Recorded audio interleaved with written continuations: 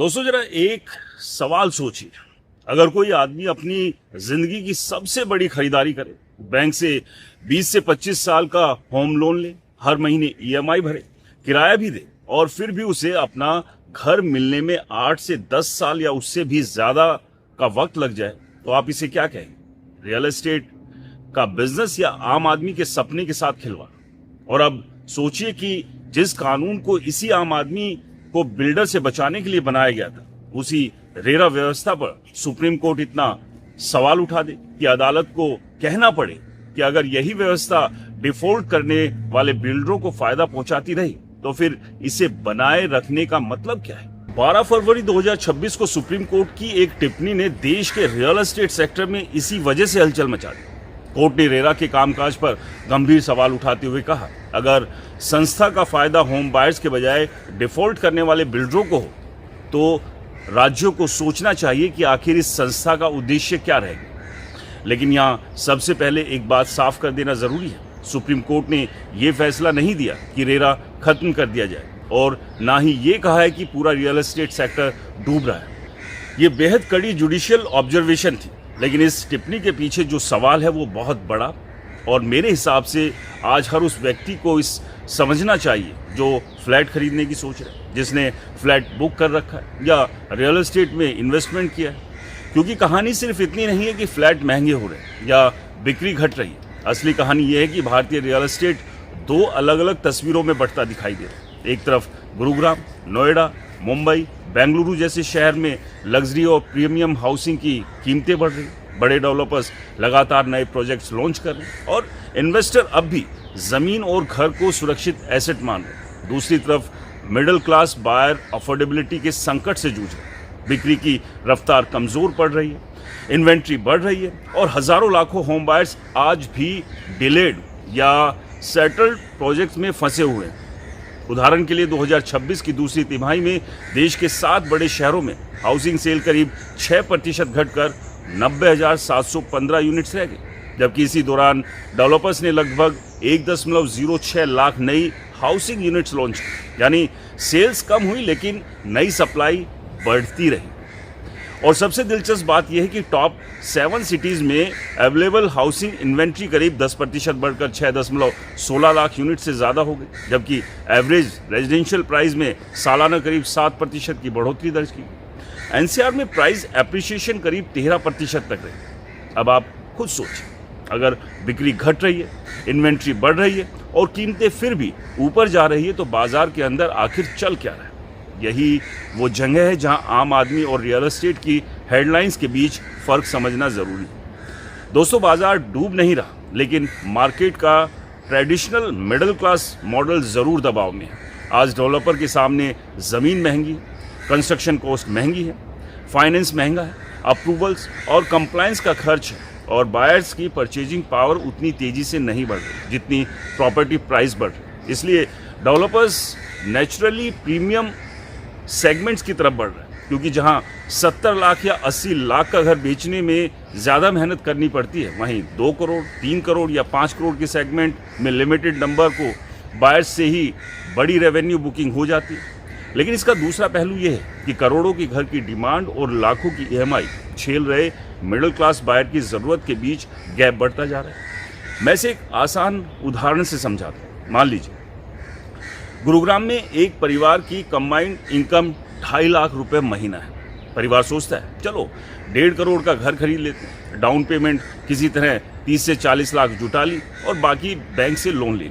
अब EMI, maintenance, बच्चों की पढ़ाई, कार लोन, मेडिकल खर्च, इंश्योरेंस और बाकी जिंदगी के खर्च जोड़े। घर टेक्निकली खरीदा गया, लेकिन फाइनेंशियली फैमिली की ब्रीदिंग स्पेस खत्म हो सकती है। यही अफोर्डेबिलिटी क्राइसिस है। और अगर इसी घर की कीमत अगले 2 साल में 20% बढ़ जाए तो न्यूज़पेपर में ये इन्वेस्टमेंट सक्सेस है, लेकिन उस परिवार के लिए क्या वो सचमुच सक्सेस है? यही सवाल आज पूछना बेहद ज़रूरी है। अब आते हैं सुप्रीम कोर्ट की टिप्पणी पर। रेरा जब 2016 में आया था तो उसका उद्देश्य बहुत साफ था, रियल एस्टेट सेक्टर में ट्रांसपेरेंसी लाना, प्रोजेक्ट्स को रजिस्टर कराना, बायर के पैसे का बेहतर प्रोटेक्शन करना, डेवलपर्स को अकाउंटेबिलिटी के दायरे में लाना और सबसे इम्पॉर्टेंट बात, होम बायर को एंडलेस डिले से बचाना। लेकिन प्रॉब्लम तब पैदा होती है जब बिल्डर प्रोजेक्ट पूरा ही नहीं करता। बायर रेरा में जाता है, अथॉरिटी ऑर्डर कर देती है, लेकिन ऑर्डर के बाद भी पैसा रिकवर नहीं होता या पोजीशन नहीं मिलता। यानी बायर के पास कागज पर अधिकार है, लेकिन ग्राउंड पर समाधान बिल्कुल नहीं। सुप्रीम कोर्ट की फरवरी 2026 की टिप्पणी का असली दर्द यही है। कोर्ट ने मूल सवाल उठाया कि अगर रेगुलेटरी सिस्टम का प्रैक्टिकल आउटकम ऐसा हो रहा है कि डिफ़ॉल्ट करने वाला बिल्डर प्रोसेस में बना रहता है और बायर सालों तक अपने पैसे के लिए लड़ता रहता, तो फिर रेगुलेशन का उद्देश्य पूरा कैसे हो रहा है? और ये कोई काल्पनिक समस्या नहीं। आज भी एनसीआर में ऐसे बायर्स हैं जो कई साल से अपने फ्लैट की पोजीशन का इंतज़ार कर रहे हैं। अगस्त 2026 में गाजियाबाद के एक मामले में कंज्यूमर कमीशन ने एक ऐसे डेवलपर को 30 दिनों के भीतर फ्लैट का पूरा पोजीशन देने का आदेश दिया, जबकि बायर एग्रीमेंट 2019 में हुआ था और डिले 5 साल से ज़्यादा हो चुका था।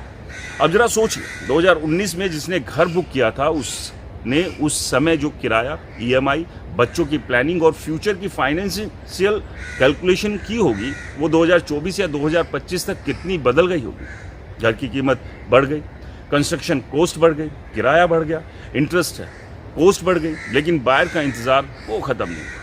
यही सेटल्ड प्रोजेक्ट क्राइसिस है और इसी क्राइसिस का एक बड़ा उदाहरण सुपरटेक के मामले में भी दिखाई देता है। अगस्त 2026 में सुप्रीम कोर्ट ने एनबीसीसी की उस याचिका पर सुनवाई स्वीकार की जिसमें डेब्ट रिडल सुपरटेक के 16 सेटल्ड हाउसिंग प्रोजेक्ट को पूरा करने के लिए कुछ रेरा रिक्वायरमेंट से राहत की मांग की गई, ताकि प्रोजेक्ट को तेज़ी से रिवाइव किया जा सके और लंबे समय से फंसे होम बायर्स को घर मिल सके। यहाँ एक बहुत इंपॉर्टेंट बात समझिए, जब किसी बिल्डर का प्रोजेक्ट फाइनेंशियल क्राइसिस में फंसता है तो केवल बिल्डर नहीं फंसता, उसके साथ हंड्रेड्स या थाउजेंड्स ऑफ फैमिलीज फंसती है। बैंक्स का पैसा फंसता है, इन्वेस्टर का पैसा फंसता है और पूरे इलाके की इकोनॉमी प्रभावित होती है। एक प्रोजेक्ट में कंस्ट्रक्शन बंद हुआ तो मजदूरों की जॉब्स प्रभावित, सीमेंट स्टील की डिमांड प्रभावित, ब्रोकर्स प्रभावित होते हैं और सबसे ज़्यादा प्रभावित होता है वो बायर जिसने अपनी ज़िंदगी की गाढ़ी कमाई, अपनी सेविंग यहाँ पर लगाई हो। इसी वजह से सेटल्ड हाउसिंग प्रोजेक्ट्स को रिवाइव करने के लिए स्वामी जैसे मैकेनिज्म भी इस्तेमाल किए जा रहे हैं। लेकिन यहाँ भी एक ज़रूरी बात है, स्वामी कोई ऐसी स्कीम नहीं जिसमें बायर्स को सीधे कंपनसेशन चेक मिल जाता। ये एलिजिबल स्टॉल्ड प्रोजेक्ट्स को लास्ट माइल फाइनेंसिंग उपलब्ध कराने की व्यवस्था, और फंडिंग मिलने का मतलब भी ये नहीं है कि अगले दिन बायर को पोजीशन मिल जाएगा। अब सवाल ये है कि अगर प्रॉब्लम इतनी गंभीर है तो फिर लोग प्रॉपर्टी खरीद क्यों रहे? क्योंकि दूसरी तस्वीर भी उतनी मजबूत है। उदाहरण के लिए जुलाई 2026 में मुंबई में 13,617 प्रॉपर्टी रजिस्ट्रेशन, जो 14 साल में किसी जुलाई महीने का सबसे ऊंचा स्तर था और पिछले साल के मुकाबले करीब 8.3% ज़्यादा। दूसरी तरफ टॉप लिस्टेड रेजिडेंशियल डेवलपर्स का फाइनेंशियल FY 27 में करीब 1.82 लाख करोड़ रुपए की कंबाइंड प्री सेल हासिल करने का अनुमान है, जो फाइनेंशियल ईयर 2026 के करीब 1.49 लाख करोड़ रुपए के लगभग 22.3% से ज़्यादा है। तो फिर क्या ये कहना गलत होगा कि रियल एस्टेट डूब रहा है? बिल्कुल, मेरे हिसाब से सही हेडलाइन ये नहीं है कि रियल एस्टेट खत्म हो रहा है, बल्कि सही हेडलाइन ये है कि रियल एस्टेट बदल रहा है। ऑर्गेनाइज्ड, ब्रांडेड और फाइनेंशियल मजबूत डेवलपर्स मार्केट शेयर बढ़ा रहे हैं, जबकि वीक डेवलपर्स और प्रॉपरली प्लान्ड प्रोजेक्ट्स पर दबाव पड़ रहा है। बायर भी अब पहले जैसा ब्लाइंडेड बुकिंग नहीं कर रहा है। आज बायर पूछ रहा है रेरा रजिस्ट्रेशन नंबर क्या है, लैंड टाइटल क्लियर है या नहीं, कंस्ट्रक्शन फाइनेंस किस बैंक ने दिया है। लेकिन दोस्तों, इस सब के बीच सबसे बड़ा सवाल यही है कि क्या सच में रियल एस्टेट डूब रहा है या एक बार फिर से बेहतर स्थिति में जाने की कोशिश कर रहा है। इस सवाल का जवाब थोड़ा सा कॉम्प्लिकेटेड है, क्योंकि जहाँ तक बात करें अफोर्डेबिलिटी की, वो रियल एस्टेट मार्केट से पूरी तरह से ख़त्म हो गई। जो मिडिल क्लास बायर यानी कि जो एंड यूज़र है, जो अपने लिए, अपने परिवार के लिए घर खरीदने की सोच रहा है, उसे आज भी घर नहीं मिल रहा है। लेकिन जो मुनाफाखोर है यानी इन्वेस्टर्स की बात कर ले, जो अपने लिए 1, 2, 3, 4, 5, 6 यूनिट्स बुक करते हैं, प्रॉफिट कमाकर बाहर निकलने की सोचते हैं, वो भी फ़िलहाल फंसे हुए हैं, माल बिक नहीं रहा है। आज ही अगर एक एग्जाम्पल के तौर पे बताऊं, मेरे एक दोस्त ने गुरुग्राम में अपने लिए 3 BHK घर खरीदना है, 2 करोड़ रुपए पॉकेट में, लेकिन ऑप्शन ना के बराबर है, यानी कि यहाँ उसे कॉम्प्रोमाइज़ करना पड़ रहा है। एक ऐसी जगह पर वो फ्लैट लेने की सोच रहा है जहाँ पर उसे बेचने में दिक्कत भी आ सकती है, क्योंकि वो बड़ी मुश्किल से मिल रहा है। क्योंकि गुरुग्राम जैसे शहर में अगर आप फ्लैट लेने के लिए जाएंगे तो 2 करोड़ रुपए काफ़ी नहीं, कम से कम 3-4 करोड़ रुपए आपको जेब में रखने होंगे। और यहाँ भी बिल्डर आपसे कहेगा कि सर इतने में आपको थोड़ा सा और कॉम्प्रोमाइज़ करना पड़ेगा या फिर थोड़ा दाम बढ़ा लीजिए। तो फिलहाल ये स्थिति है और सुप्रीम कोर्ट की जो टिप्पणी है रेरा को लेकर, रेरा को भी सुधार करने की ज़रूरत है। उम्मीद की जा रही है कि समय समय पर कुछ सुधार ज़रूर हो रहा है, लेकिन रेरा का जो इम्पैक्ट दिखना चाहिए बिल्डरों के ऊपर, जो डर दिखना चाहिए, वो उतना अभी भी नहीं दिख रहा। दोस्तों, आपको क्या लग रहा है, आने वाले समय रियल एस्टेट मार्केट के लिए कैसा है? क्या सच में भारत का रियल एस्टेट मार्केट डूब गया या फिर अभी स्टेबल है या अभी करेक्शन मोड पर चला गया? कमेंट्स कर ज़रूर बताएं। वीडियो पसंद आया तो इसे लाइक करें, शेयर करें और आपके अपने चैनल को सब्सक्राइब और फॉलो करना बिल्कुल ना भूलें। मिलते हैं अगले वीडियो में, तब तक के लिए अपना ध्यान रखिए, खुश रहिए। नमस्कार, जय हिंद।